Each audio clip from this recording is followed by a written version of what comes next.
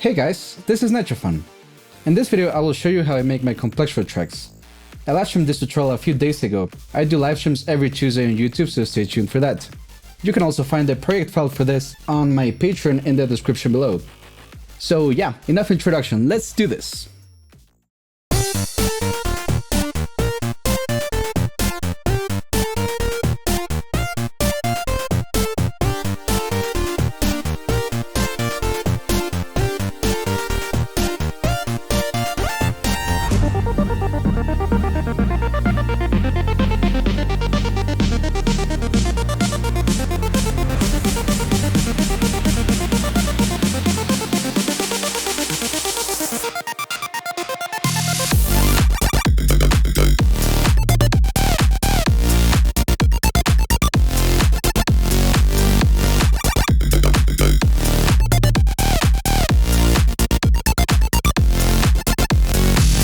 So, this is how you make a Complextro track. First of all, the first thing that I like to do when I make a Complextro track is coming up with a bass or chord progression, more like. I try to come up with a chord progression, or I take inspiration from similar tracks or other tracks, maybe not even in the same genre, but something that I think is gonna work with the ideas that I have in my head, and maybe like adapt that into Complextro or another electronic music genre. So once I have a chord progression, you can see here that the chords are being played by the bass pretty much, and these are chords here. This is what gives the chord character. So basically, the bass here is playing the root notes of the chords, which is a very simple chord progression, very popular in a lot of, you've probably heard this before in many tracks before. It's a very simple 1-6-3-7 chord progression, very common. And let's see, we have these chords also, which are, some of them are playing inverted versions of the chords, but basically they are the same chord, if that makes sense. So yeah, once I have a chord progression, what I will do is come up with a melody. And this kind of takes a little bit of practice. It also helps if you know a certain instrument like the piano or the guitar, and you have a way of like playing melodies and just like jamming with your instrument until you come up with a melody that's catchy and that you like. Sometimes you can also like come up with them in your head. It just takes some practice. At the beginning, it took me a little bit of practice, just like, what's it called? Yeah, like coming up with melodies in my head and like knowing if they were good or not. But yeah, the more that you do it, the more you start noticing what works and what doesn't. So yeah, I came up with this melody.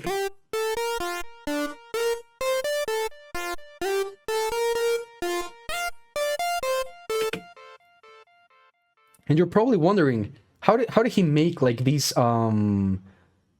what's it called, like this chiptune sound design? And I will get to that in a minute, all of the sound design and stuff.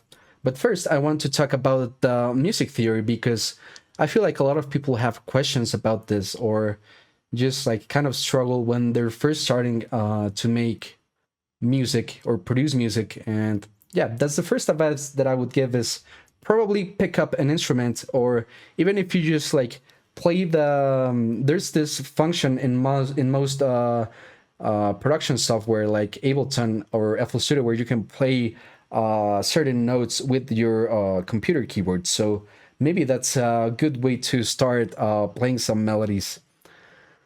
So yeah, after I've done that, I start adding. Here we have this harmony lead, which plays harmonies. Some of these are the thirds and the fifths. Usually those notes are the ones that work best for harmonies. The thirds and the fifths If you don't know what that is, maybe I'll do another video explaining, because it will take too much of this tutorial's time to explain that. But basically, it's you have a certain number assigned to each note on the scale. So the third and the fifths are, yeah, the third and the fifth notes in the scale, relative to the notes that are being played in the melody, if that makes sense. So yeah, kind of a complex thing there, but it's really not. You just gotta like learn the scales and try to like with practice, you'll start like noticing which notes work with others. There are certain like, you'll start noticing that it's almost always the same separation between notes. It's around like 5 or 3 or 4 notes that you want to like work with this with. Maybe seven semitones is what I mean, like these black and white notes. It's kind of a tricky thing to explain, but yeah, maybe I'll make another video explaining that. So if we play these together, this is where the magic happens. And yeah, it's just to add a little bit more color on the on this. The pad also here is also playing the chords of this chord progression. These are the same notes as the arp chords and the bass.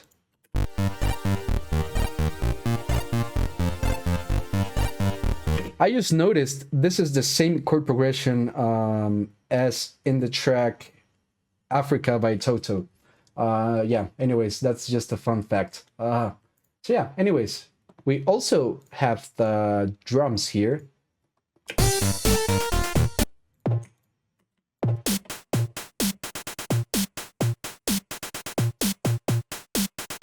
Very simple, what's it called? Chiptune rhythm. So I think it might be time to explain a little bit of the sound design and what is going on with the sounds that are happening here.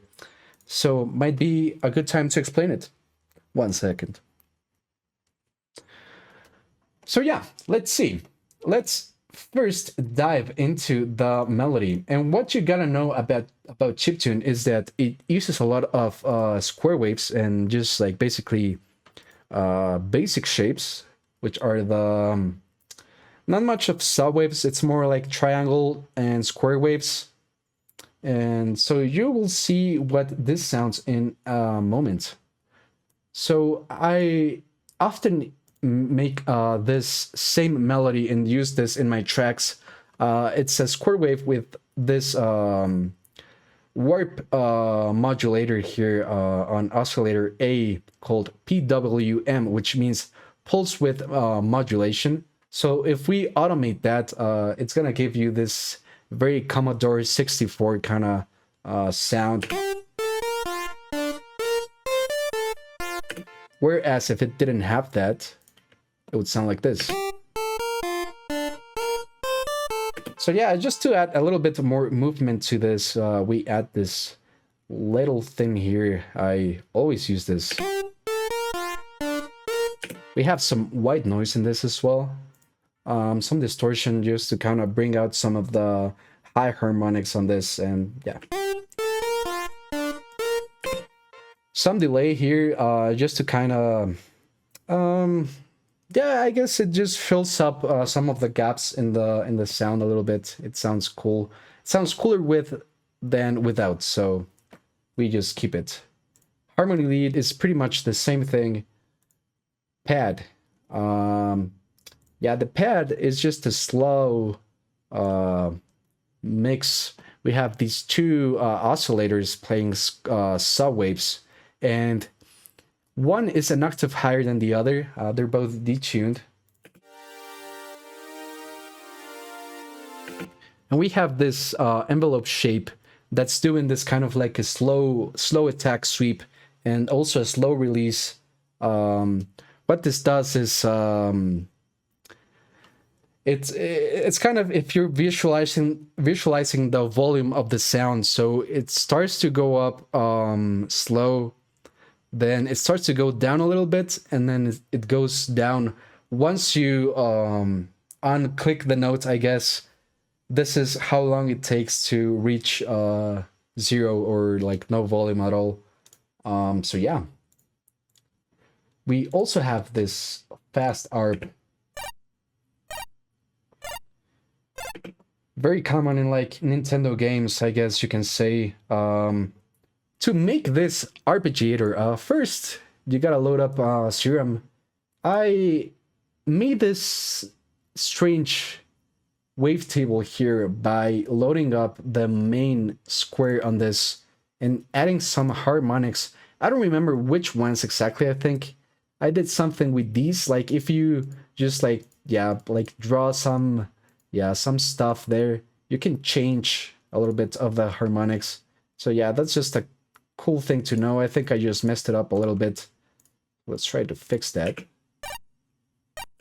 Yeah, but it's pretty much a square wave with a little bit, with some modifications, I guess you can say.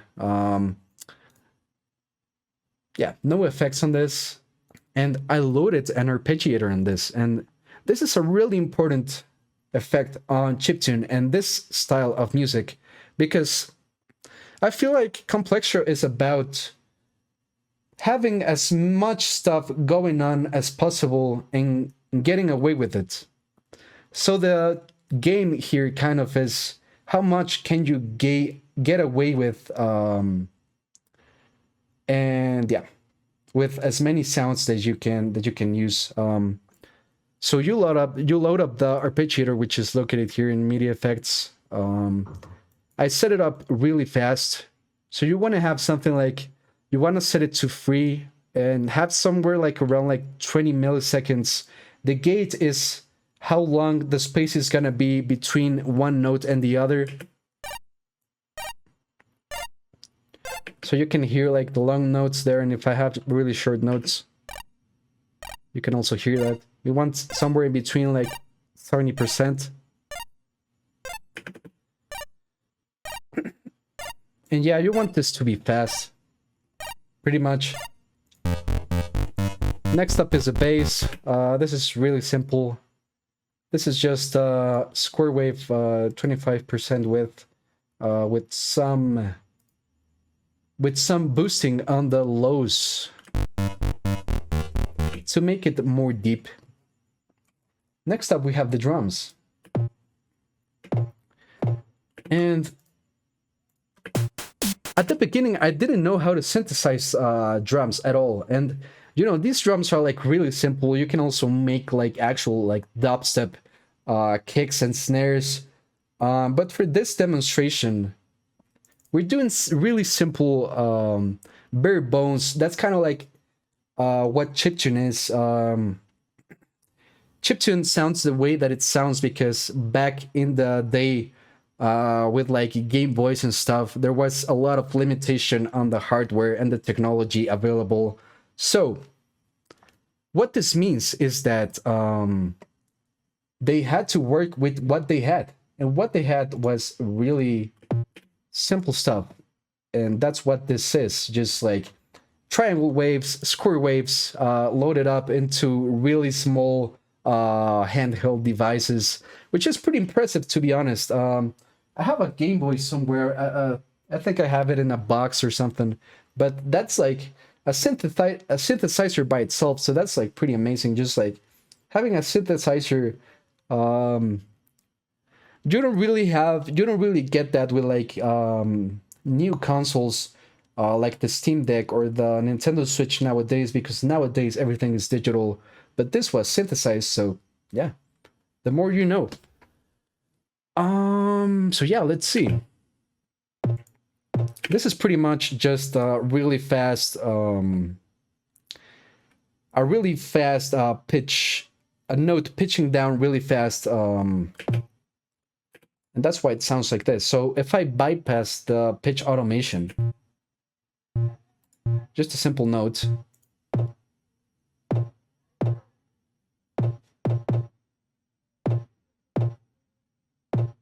And just give me 1 second, guys. Yeah, and I made this shape like this. It's kind of like a common shape for kicks, to have the curve like kind of like higher than lower. That's just kind of to yeah, give it a bit more body. Next up, we have the snare. And it's actually a really similar concept than as the kick, because with the snare, it's also a really fast pitching down note, but we add a little bit of white noise into this. So yeah, really fast pitching down square and some white noise on this, and it's kind of shaped more like this. We have a little bit of hold because you want to hold that note a little bit. You can achieve that with distortion as well. I actually distorted it here to accentuate that tone. Some multi-band compression to tighten it up. And yeah.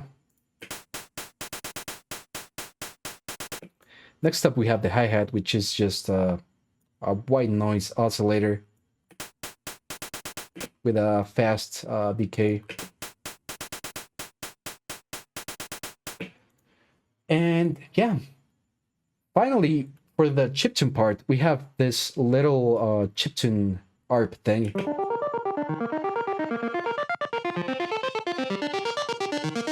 That has this filter, but I'm gonna get to that in a bit. But I'm just gonna explain a little bit of what's going on with these notes. So I basically just drew the notes in the scale. So these are the notes that are being played. These same, the ones in the chord progression, but we're doing it so in a really fast way. So just to kind of explain what I mean, I am going to, give me just 1 second if it wants to cooperate with me.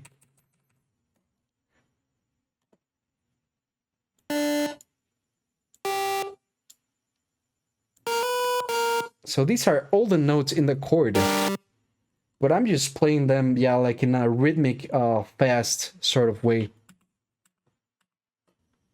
So yeah, for the build-up. So what a build-up is, I also think a lot of people don't understand this at the beginning, but well, basically, to explain a build-up, I have to explain the structure of tracks. So basically, on this track, you have an intro, which are the first 8 bars of the track. Yeah, that's the intro. Let me turn down the volume a little bit. And then you have the build-up, which I guess the name kind of explains what it is. It builds up energy for the drop. So when the drop hits, it hits a lot harder. Or I guess, yeah, it gives the impression of hitting harder because you're already hyped up by the build-up. So you can hear that in a build-up, the energy starts to progressively get higher and higher. That's kind of what you want to achieve with a build-up, basically. And there's a couple of... There are some ways that you can do this. So the first of ways that I think would be like the most common would be snares that are playing a fill. So you can hear that they start to get progressively faster, and there's also a filter that goes up progressively as the snare or the song goes on.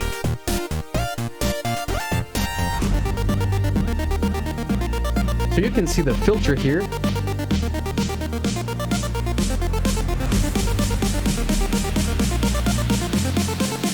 We have a secondary filter here. And yeah, one is doing a low pass. It's like when you're like, I guess you can explain this like when you're going inside of a club, and it starts to like progressively the higher frequencies get louder and louder. Usually, the lower frequencies are the ones that penetrate the walls better. So that's why you hear that like that. When you're outside of a club, you basically mostly only hear the low frequencies. And yeah, just physics, pretty much. Um, and then you also have the high pass,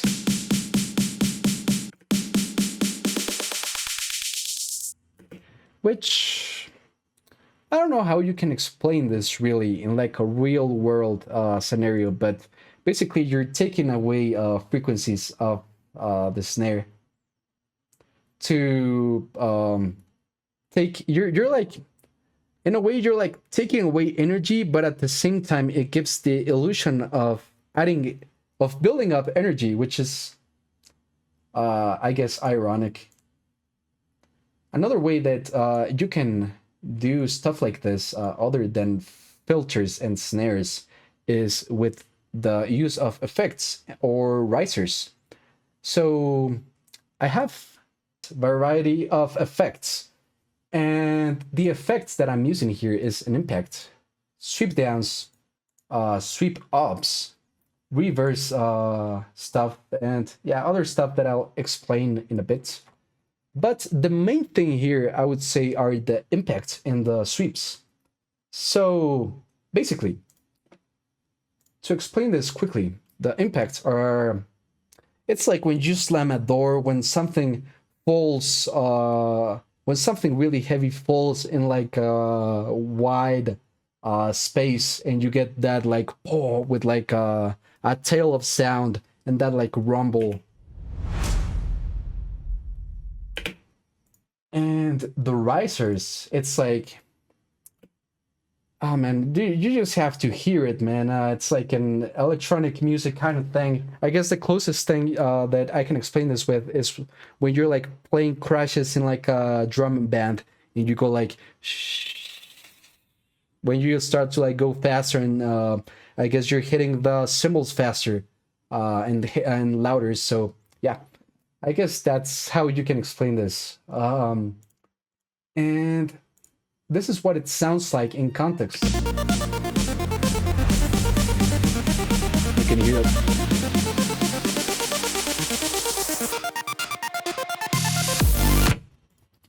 And over here, let's see, what else am I missing? I don't want to miss a thing like that Aerosmith song, brother. You know which one I'm talking about, brother. Um, yeah, so we have that main build-up section, and I really like to have this like one bar kind of fill where you separate the highest point of the build-up into the drop. So you have that little space of silence, or I guess where it gets quieter, and this helps kind of to this means like, okay, you've done this thing of in the build up, you've built up the energy that you want, but you also want the dynamics to hit hard on the drop. So to achieve this, we want to have this quiet part right before the drop. And yeah, once the drop hits, it hits harder. It's just like kind of like tricks that you learn along the way and by listening to other artists. So you can see that much of the stuff here that's happening just kind of like cuts out to have to make space for this little, yeah, like that 1 2 3 let's go kind of like section thing. I also forgot to mention this serum. I'm gonna quickly rename this to respace. And yeah, what a respace is, it's this. And you've probably heard this in a lot of electronic music tracks before, because it's really a staple nowadays of electronic music. And what it is, it's basically detuned saw waves. I think you can use square waves as well. But I'm not gonna dive into that right now. One octave is higher than the other with a lower volume. This is a trick that you can use in a lot of sounds. You can use this in like chords or leads as well, to add some harmonics to the sound. I used multiband compression, boosted some of the lows. You can see that I'm filtering this as well, right at the end of the buildup.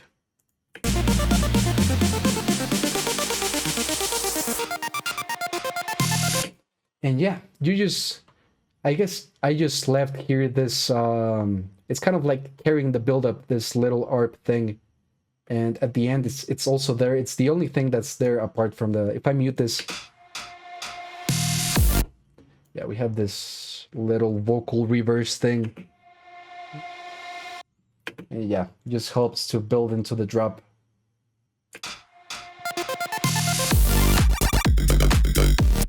And my master is clipping. Sorry about that, I just realized. I have the wrong saturator on this, but hopefully it hasn't been too bad. So yeah, that's this is some of the mastering that I'm gonna be explaining today in a little bit. Just give me 1 second here. I'm gonna drink some water. I need to hydrate my throat. It's good to have a little bit of a pause break.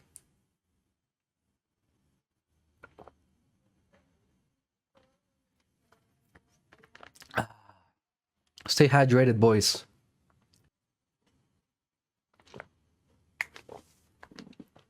Anyways, yeah, let's jump into the. I don't think I missed anything, so let's talk a little bit about the drop. I think this is like the most important thing about most of you guys. For most of you guys.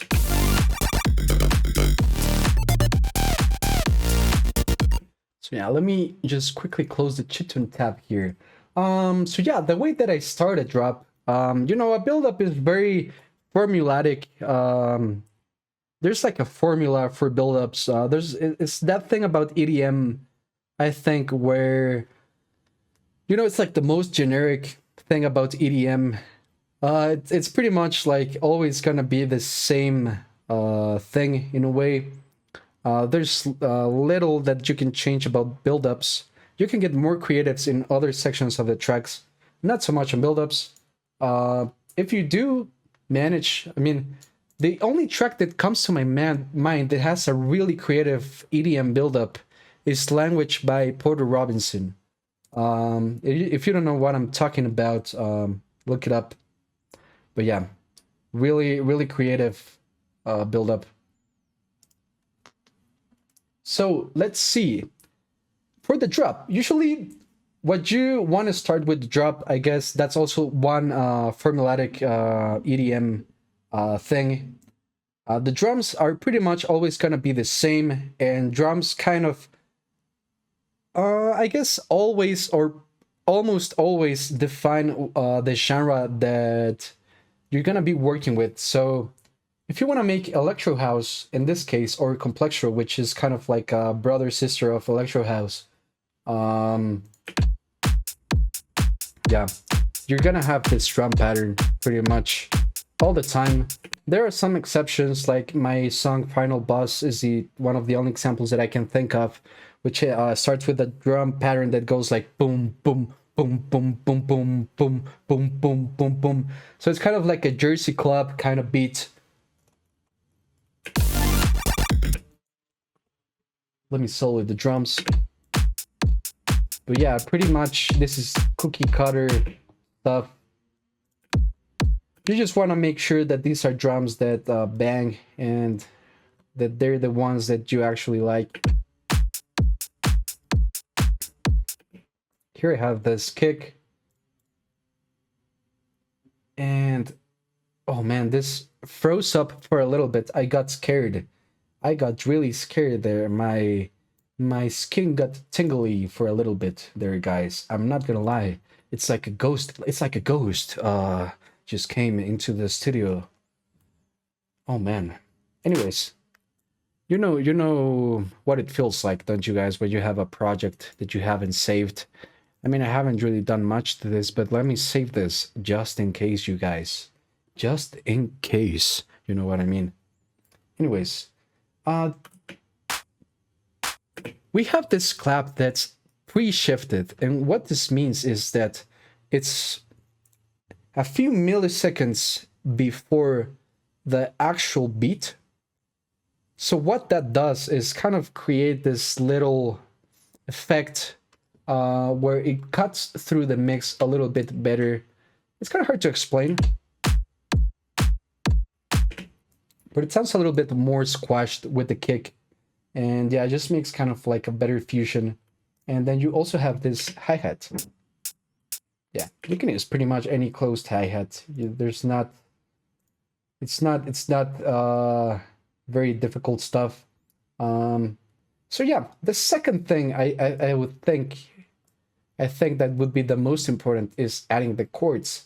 So here I drew the chords with this Serum synth, which is basic super saw with not a lot of voices in this. Actually, this doesn't have a lot of voices.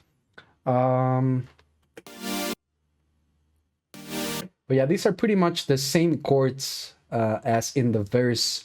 I just added, I think, some 7s and 9s onto this, just to add a little bit more color on the drop, I guess.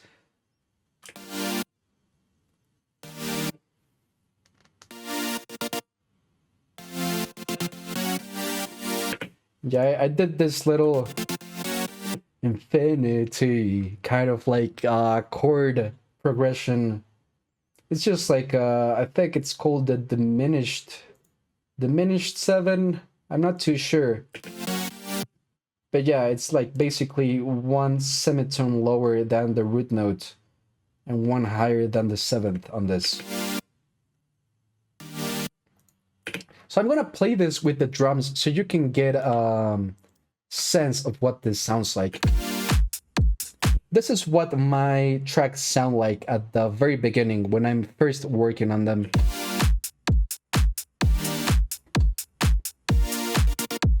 Pretty basic.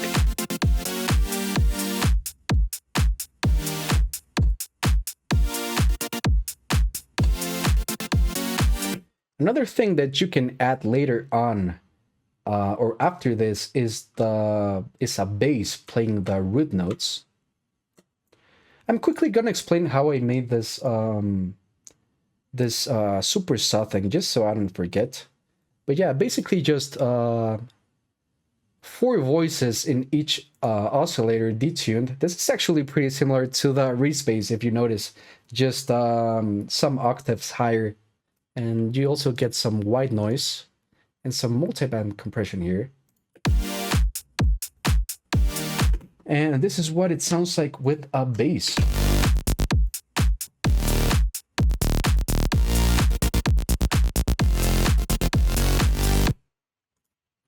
And this bass is also really simple, but it's like also a staple of Complextro. Just one oscillator saw bass with white noise being distorted. You gotta distort the hell out of it for the white noise and the saw to like kind of make this fuzzy kind of like distortion kind of sound. And you also want to add a multiband compression here for good measure, just to kind of like fatten it up a little bit. Some low shelf boosting.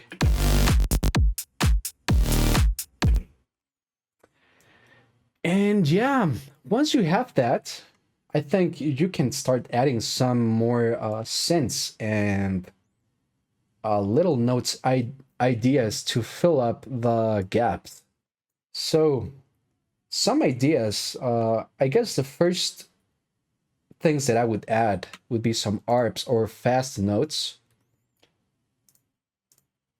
So I'm gonna add all of these.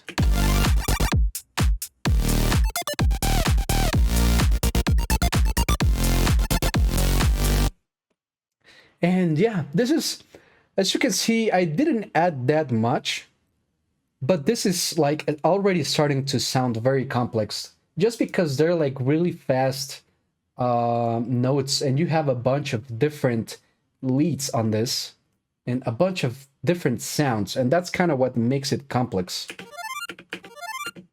So yeah, for this sound, I just drew really fast notes. I already explained this earlier in the build-up. These are the notes from the same notes from these chords, just being really played really fast in a rhythmic way. Has some compression, kind of to glue it together. And this is just a basic 25 width square wave with a little bit of attack, just to kind of like give it that sweepy. Yeah, once you start like working with sound design, you start like noticing these little differences. No effects here. I actually could add some multi-band on this.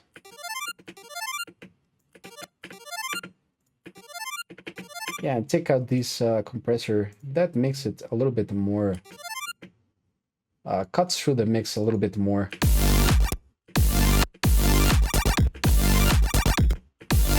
Yeah. This is a really similar sound to the one in the intro as well, that I explained earlier.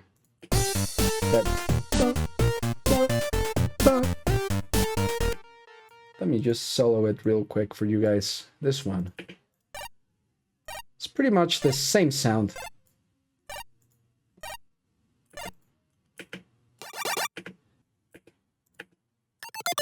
Yeah, this, I also have this like kind of like square fast octave. This is bringing down the octave of the sound really quickly, which is just like also a really common sound in this genre. I use this chaos like kind of like a hard style lead in a way. You automate the pitch of the sound, kind of like doing vibrato, but with the chaos in Serum. You can find the chaos here in Global. Turn on sample and hold, and yeah, add this onto the chorus pitch, and it creates this like really white, noisy kind of vibrato. Very common in hardstyle, but I added it onto this. Sometimes it's good to add certain sounds from other genres and use that as inspiration for your music.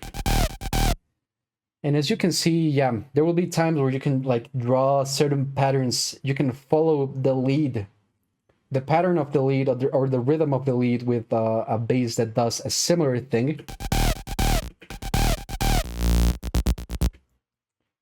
And yeah, I do a bunch of stuff like this, like having the bass and the leads kind of like follow a similar pattern. You can see here that I cut the chords here in a really fast way and made the bass follow the chords. And then also this little arp. Yeah. And yeah, these are just like these are just notes on the scale as well. So you gotta like experiment with that.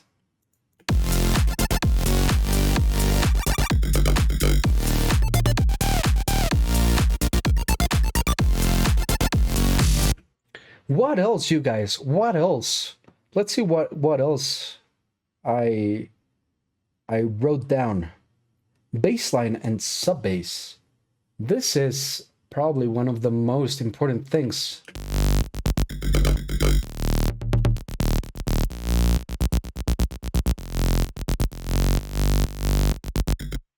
So this is, I guess, like the most complex part about this tutorial. And what I mean about this is that you will also have to make a bunch of different sounds and make them sound good in context.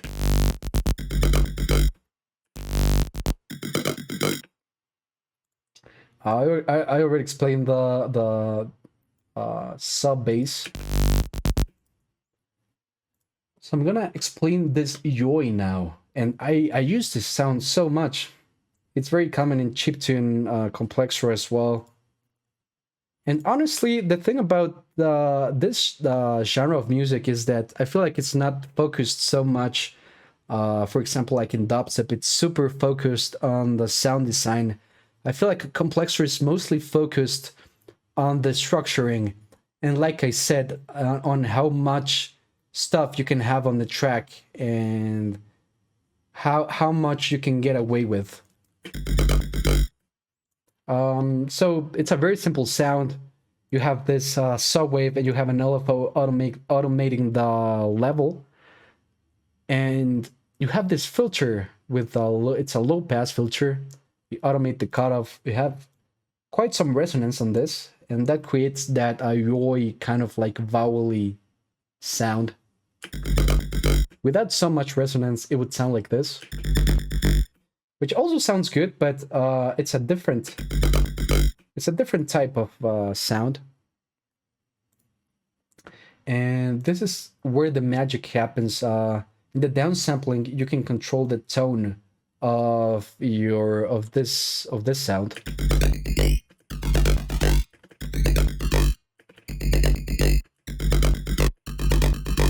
And yeah, you just gotta find the sweet spot. I guess there are a bunch of different tones that you can use. The macro here, I'm automating the downsampling of this with this macro. And you can automate this. You can automate that macro to give more movement to this sound actually.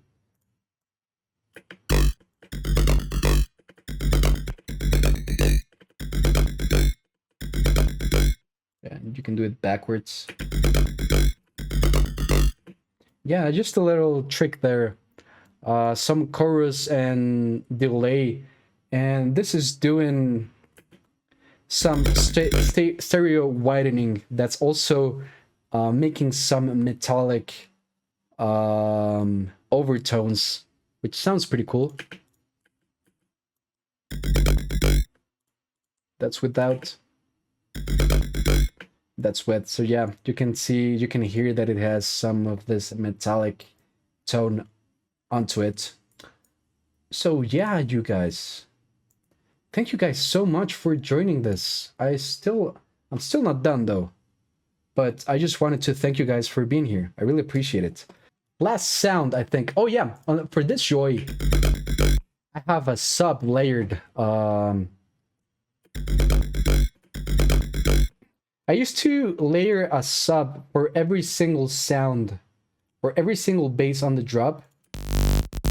But for this, for example, this sub bass already has a lot of good sub harmonics, so it's already good as it is. I kind of like learned this later on that I didn't need to layer a sub onto this because it's already a very powerful. It already has a very powerful sub. But for this joy, I ended up actually layering a separate sub. And it's just some sine waves. Yeah, one is an octave higher than the other. And I'm sure this has some distortion. Yeah, distortion, multiband compression, and some low pass filtering. And lastly, we have this pluck bass, which is just kind of a simple sound as well. This we have these two triangle saw waves in both oscillators. One is an octave higher and 7 semitones higher. That means it's the 5th harmonic, which is also a good harmonic to add power to your sounds. This is layered with some white noise and a really fast low pass filter. That's why it has this like really plucky tone. Some pitch automation as well to make it even more pluckier. Some hyperdimension and some multiband compression. And yeah, it's just good to add these kind of sounds to your tracks. Have a bunch of different. You can add downsampling on this, and it sounds cool as well.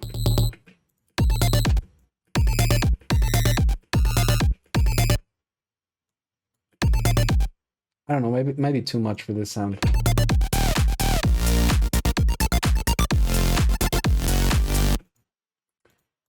Yeah, I'm forgetting a couple of sounds here actually that I'm remembering.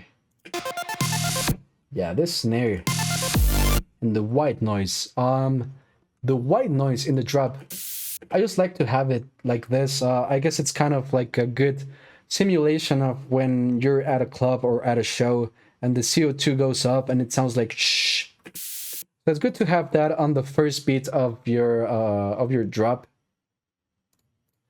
Kind of like it kind of gives it a good first impression and gives some energy, and it catches your attention. You also have the snare. There are a couple of ways to make this type of sound. You get the Pride snare, which is a snare with a lot of convolution reverb. So you basically, I can show you guys real quick how to do something like that.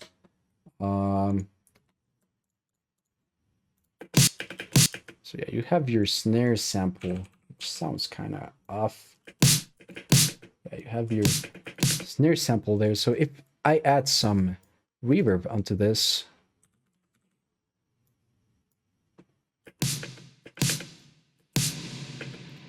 oh yeah, boy.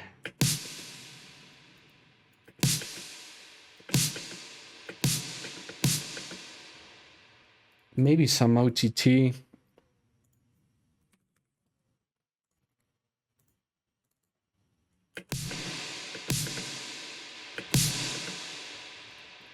And then if you automate the dry wet on the reverb and cut it really fast, yeah, that's another way to do it. Or you can take that same sample and just like stretch the hell out of it. You can see here that I've stretched it to like 500 BPM. But but the longer that you make this, gonna create that glitchy kind of sound. You gotta set this to tones as well. Sometimes it sounds good on texture, or you gotta play around with this. I like tones. You can modify the grain size, but that's interesting as well, kind of like a snaky LFO.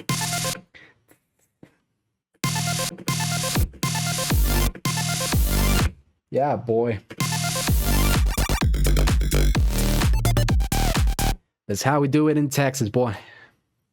Anyways, I'm not from Texas. I don't know what I'm talking about. Anyways, what else, man? What else? Let's read the bullet points. There's surely something that I'm missing. Oh yeah, all the effects. The effects. That's gonna be some cool... Okay, guys, I have some explaining to do, and it's not gonna be easy, but it is necessary, and it is what it is. So, let's see. Yeah. Let's begin with fattening. And that is a concept that is very... I don't think it's... I think it's kind of like a modern term, because back when I used to produce, boy, back in the day, didn't have none of that fancy stuff like we do nowadays, with producers like Virtual Riot releasing fat tracks and stuff like that, which are basically just yeah, like a very fancy combination of plugins to make your sounds more fat, if that makes sense. Like I said, I'm not using a lot of external plugins precisely because I want as many people to be able to download this as possible. But for this, I'm using the mighty one and only sausage fattener. And yeah, this plugin is really useful. And basically what it does is it's adding a layer of it's kind of like back in the day you used to have fuzz distortion. And basically, a sausage fattener is kind of like a fuzz distortion or an octave distortion, and that's adding extra harmonics that a regular distortion wouldn't add. So yeah, it's a really cool thing. I really like to use it. I set the fatness at around like 15%, and there are some like interesting things about this, and some really interesting uses about fattening. So here, for the chords and the leads, maybe I have some sausage fattening going on some of these individually. I don't actually, and there's none going on. There's no fattening going on these. I kept them clean pretty much, but for the bass line, that's where you kind of wanna make use of fattening. The most important thing, I would say. And yeah, you can see that I have an instance of sausage fattener here on this rack, and this is a group of all of my baseline sub, yeah, all the sounds that are playing like sub frequencies.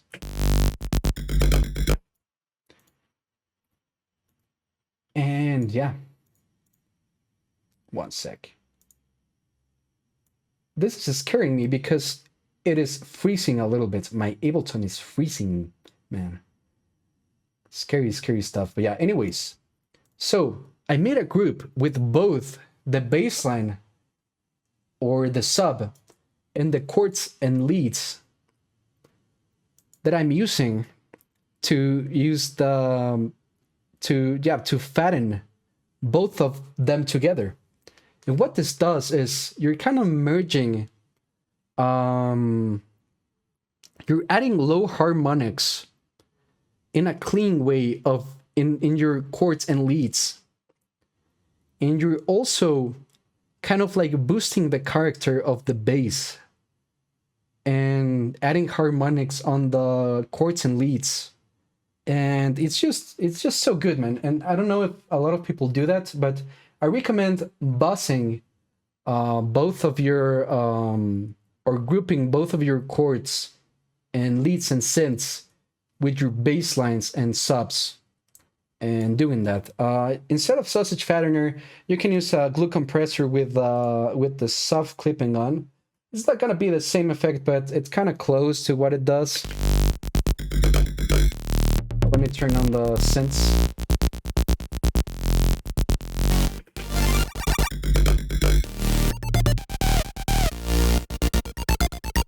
Yeah, kind of similar, but not exactly. And I usually, okay, here's another effect that I'm using here. So you can see here that I have a compressor that's side chaining from the kick. And what that means is it's ducking the sound every time the kick plays. The volume of both of my basses and synths goes down along with the kick. And this effect, it's probably something that not a lot of people notice that it's there when you listen to an electronic music track. It's something that I know that I didn't pay attention to at all. But yeah, I'm gonna play to you guys what this sounds like with. Yeah, this is just what you've been hearing the whole time. I'm gonna play it without.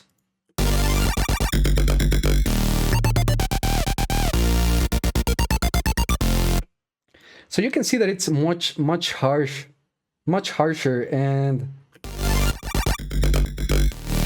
yeah, it's something that you don't know that you need until you start using it and start noticing in tracks. So you can see here that the gain reduction, this is kind of like what the sidechain is doing. It's bringing down the volume right there.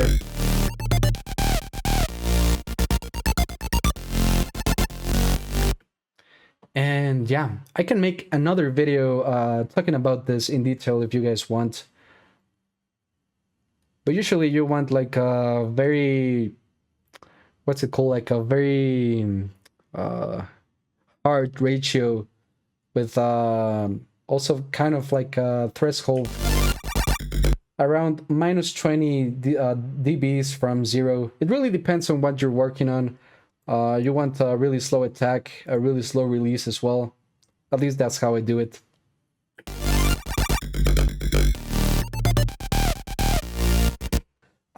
I know what I'm missing. I haven't talked yet about mastering. And let's see, I'm gonna bring these like this. So yeah, mastering. There are a couple of ways that you can do this. Back in the day, or at least when I started, you would only get limiters, or at least not a lot of people knew about anything else other than limiters. So yeah, basically what a limiter is doing is it's not letting any frequency pass above zero, and it's doing some very fancy compression stuff on it. That's the simple explanation of what a limiter is. You can control the release of a limiter. By doing so, you're kind of controlling how the compression is gonna interact with the track. It's kind of hard to explain, but it's how long it's gonna take after a high point of volume, or after the limiter is working, for the limiter to stop doing anything or to stop compressing. Usually in EDM, you don't want that fast of a release. Really, could be really fast.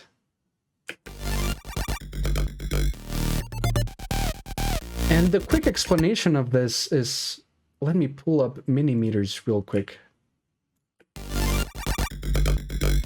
Yeah, so you want to bring up the gain of the limiter until you see that the LUFS, which stands for loudness units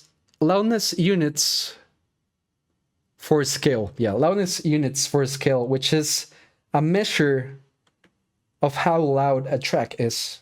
And that's what you want to focus on when you're mastering a track. Here in millimeters, you can see on the very left that it's showing around -10, -9 LUFS. So we gotta turn up the gain of the limiter.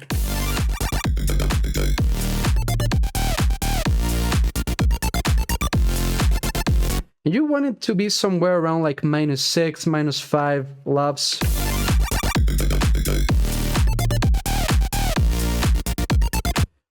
Turning down the release sometimes helps to achieve more loudness. You can turn up the ceiling up to -0.1. That's slightly loud.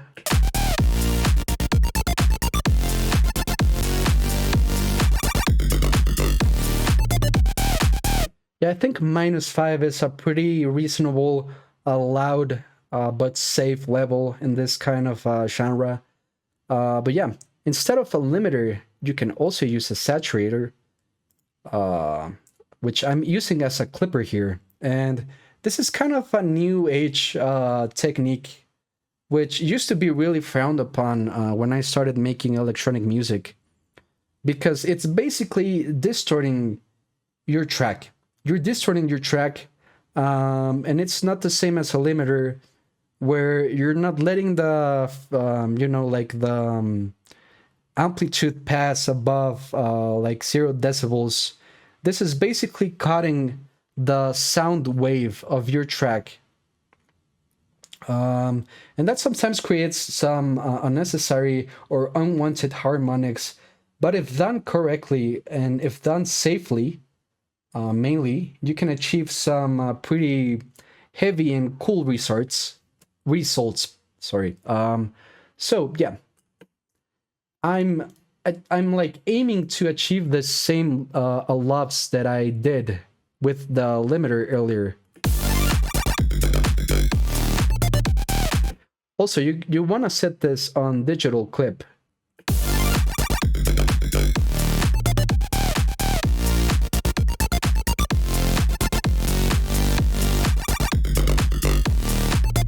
And yeah, I don't know if you guys can see, but you guys can probably see a little bit here on millimeters that you know, the sound wave is getting pretty much squashed, or like, yeah, like cut to like pretty much a square or a sausage even.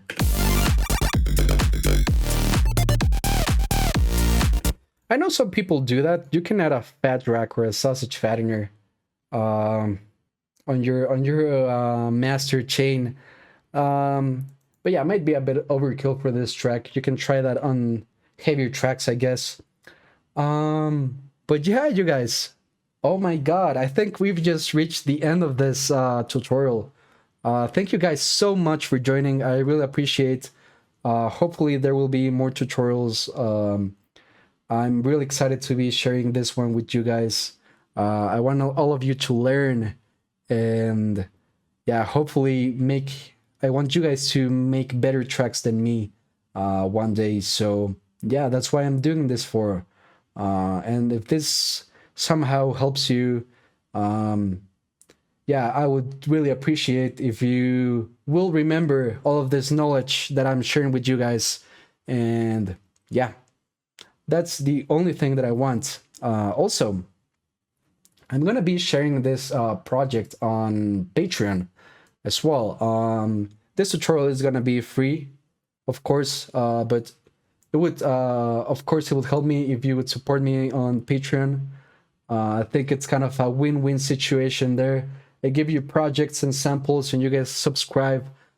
Thank you guys so much for joining. I appreciate all of you. On to the next one. Bye.